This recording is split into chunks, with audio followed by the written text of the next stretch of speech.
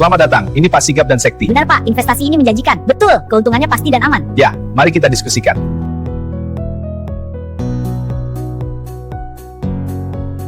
Halo, salam investasi. Jumpa lagi bersama Sigap dan Sekti dalam berbagi informasi tentang penanaman modal dan pelayanan perizinan.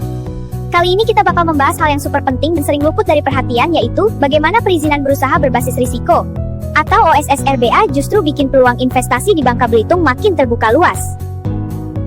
Seperti biasa, telah hadir bersama kita Pak Remi dari DPM PTSP Provinsi Kepulauan Bangka Belitung.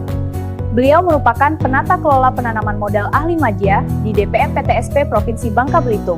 Assalamualaikum, selamat siang Sekti, selamat siang Sigap. Sekarang mau tahu tentang apa ya? Kali ini kami ingin tahu tentang bagaimana perizinan berusaha berbasis risiko atau OSS RBA bikin peluang investasi di Bangka Belitung bisa terbuka luas. Kalau pemirsa orang pelaku usaha, calon investor, atau sekadar penasaran gimana daerah menjadi magnet bisnis baru, video ini wajib kamu tonton sampai habis. Baik Sekti, pertama kita bahas dulu secara sederhana apa itu OSS RBA. OSS RBA adalah sistem perizinan usaha nasional, menilai izin berdasarkan tingkat risiko. Semakin tinggi tingkat risiko, maka akan semakin banyak izin atau standar yang perlu dipenuhi. Artinya apa? Semakin rendah risiko usaha kamu akan semakin mudah izinnya. Untuk risiko rendah cukup NIP atau nomor induk berusaha. Untuk risiko menengah cukup NIP sertifikat standar yang terverifikasi. Sedangkan untuk risiko tinggi diperlukan NIP dan izin terkait kegiatan usaha sesuai kegiatan usaha dan harus jelas dan terstruktur. Nah, sekarang kenapa ini sangat relevan bagi Bangka Belitung ya Pak?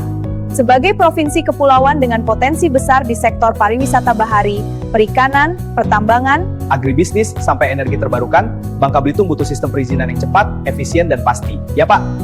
Benar Sekti, OSS RBA mengurangi hambatan bagi investor. Investor nggak lagi menunggu berbulan-bulan. NIB bisa terbit dalam hitungan menit untuk risiko rendah. Mekanisme pengawasan jadi lebih jelas. Regulasi daerah dan nasional sinkron lewat satu pintu. Hasilnya, daerah jadi lebih menarik karena yang dicari investor itu satu, kepastian.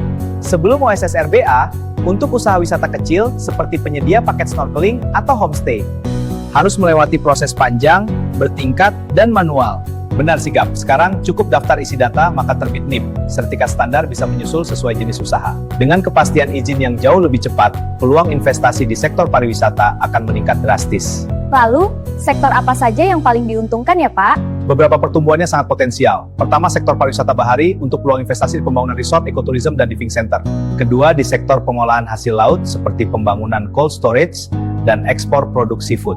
Ketiga, di sektor agribisnis seperti lada, kelapa, dan sagu. Keempat, di sektor industri hilirisasi logam timah. Terakhir, kelima sektor energi, yaitu pembangunan energi bersih di pulau-pulau kecil. Dengan OSS RBA, kelima sektor ini punya proses izin yang lebih ringan dan terukur.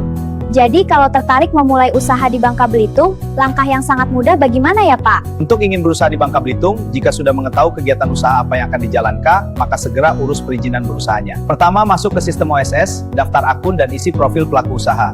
Tentukan KBLI sesuai jenis bisnismu. Sistem otomatis menentukan tingkat risiko. NIB dan sertifikat standar keluar sesuai kategori. Jadi, kamu bisa mulai operasional lebih cepat, tanpa nunggu, tanpa kepastian. Itulah bagaimana OSS RBA membuka peluang investasi besar di Bangka Belitung.